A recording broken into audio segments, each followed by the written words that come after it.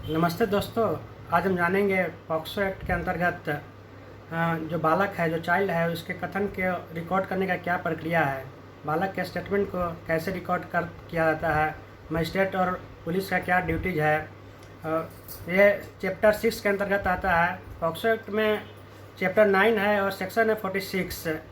POCSO act president का ascent प्राप्त हुआ था 19 जून 2012 को और पॉक्सो एक्ट लागू हुआ था, इन्फोर्समेंट हुआ था बाल दिवस के अवसर पर 14 नवंबर 2012 को।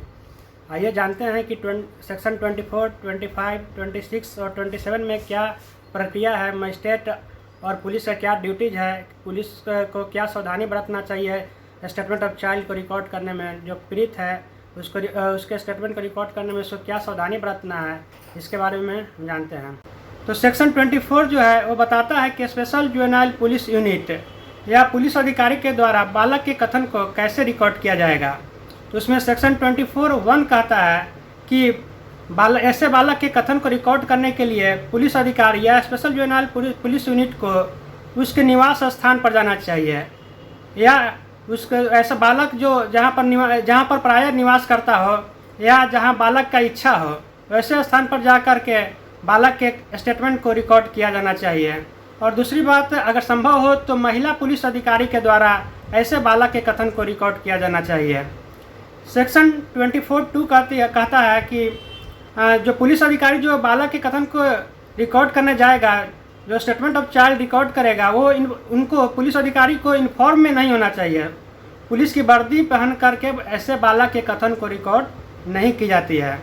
फिर वहीं सेक्शन 24 का 3 कहता है कि पुलिस को बालक का स्टेटमेंट रिकॉर्ड करने में या इन्वेस्टिगेशन के दरमियान बालक के परीक्षण करने में पुलिस को यह सुनिश्चित करना चाहिए कि बालक का एक्यूज से कोई संपर्क नहीं हो पाए, बालक का अभियुक्त से कोई संपर्क नहीं हो पाए।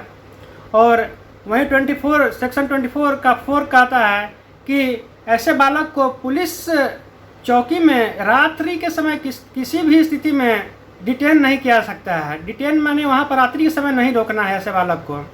और सेक्शन 24 का क्लॉज 5 कहता है कि मीडिया से ऐसे बालक का पहचान नहीं हो पाए, और या अगर स्पेशल कोर्ट को अगर लगता है कि नहीं बालक के हित में है, तब मीडिया से पहचान ऐसे बालक का करवाई जा सकती है, नहीं तो मीडिया से पहचान नहीं हो पाए, इसका भी ध्यान पुलिस अधिकारी को रखना है।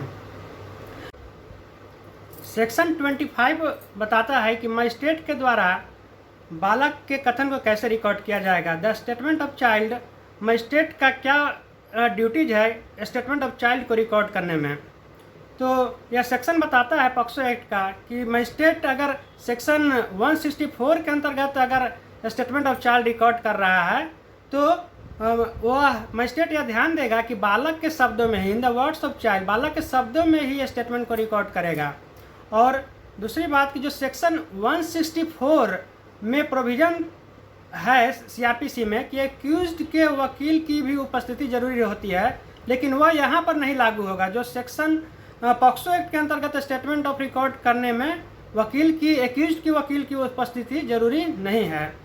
फिर सेक्शन 25(2) बताता है कि सेक्शन 207 के अंतर्गत स्पेसिफिक डॉक्यूमेंट्स जो स्पेसिफिक डॉक्यूमेंट्स है, जैसे फाइनल रिपोर्ट जमा हो गया है सेक्शन 173(2) के अंतर्गत फाइनल रिपोर्ट जो सबमिट हो गया है, तो उसके बाद जो स्पेसिफिक डॉक्यूमेंट्स है वो बालक के माता पिता या जो बालक के जो गार्जियन हो उसको उपलब्ध कराएगा। फिर सेक्शन 26 में प्रोविज़न है, एक्स्ट्रा प्रोविज़न है कि सेक्शन 26 में 1 कहता है कि बालक का कथन को रिकॉर्ड करने के समय बालक को जिस पर भरोसा हो, बालक के माता पिता या जिस पर बालक का भरोसा हो, वह उसकी उपस्थिति जरूरी है। और सेक्शन 26(2) बोलता है कि अगर मजिस्ट्रेट को लगता है कि बालक के स्टेटमेंट रिकॉर्ड करने में ट्रांसलेटर या इंटरप्रेटर, अनुवादक या दुभाषीय की जरूरत है, तो वह ऐसे अनुवादक या दुभाषीय जो दक्ष है, जो एक्सपीरियंस है, उसको अगर शुल्क से भी अगर ज़रूरत पड़े तो ऐसे अनुवादक या दुभाषीय को सुनिश्चित करेगा। फिर सेक्शन 26 का 3 बताता है कि बालक अगर मानसिक या शारीरिक रूप से अगर अपंग है, मानसिक या शारीरिक अपंग है, तो वैसे सक्षम व्यक्ति जो उसके भाषा को समझने में सक्षम हो, वैसे व्यक्ति को, या जो उसको कम्युनिकेशन से जो उसका परिचित है, वैसे व्यक्ति की उपस्थिति जरूरी है। सेक्शन 26 का 4 कहता है कि मजिस्ट्रेट को अगर ऐसा हो, मजिस्ट्रेट या पुलिस को अगर लगता है तो वीडियो रिकॉर्डिंग भी ज़रूरी है। वहीं सेक्शन 27 मेडिकल एग्जामिनेशन के बारे में बताता है। इस सेक्शन 27(1) में बोलता है कि मेडिकल परीक्षण जो हो रहा है वो CRPC सेक्शन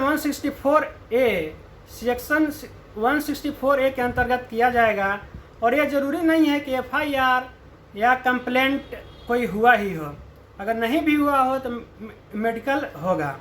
फिर सेक्शन 27(2) बोलता है कि अगर जो बालक है, जैसे बालिका है अगर, तो महिला चिकित्सक के द्वारा ही परीक्षण कराई जाएगी।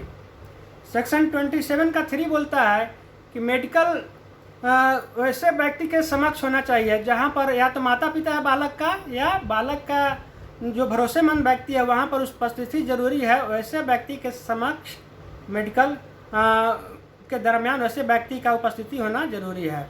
फिर सेक्शन 27 का 4 बोलता है कि अगर माता पिता या बालक का जो भरोसेमंद आदमी कोई नहीं हो, तब वहाँ पर मेडिकल जो चिकित्सा संस्थान है वहाँ के द्वारा किसी महिला को नामित किया जाएगा, और वैसे महिला की उपस्थिति में, वैसे संस्थान के हेड के द्वारा जो नामित महिला है इसकी उपस्थिति में मेडिकल कराई जाएगी। तो यही सेक्शन 25, 24, 25, 26 और 27 में procedures for recording statement of the child है। अगर आप लोग को मेरा वीडियो अच्छा लगा हो, अगर मेरे चैनल पर नए हैं तो प्लीज़ सब्सक्राइब कर दें। Thank you.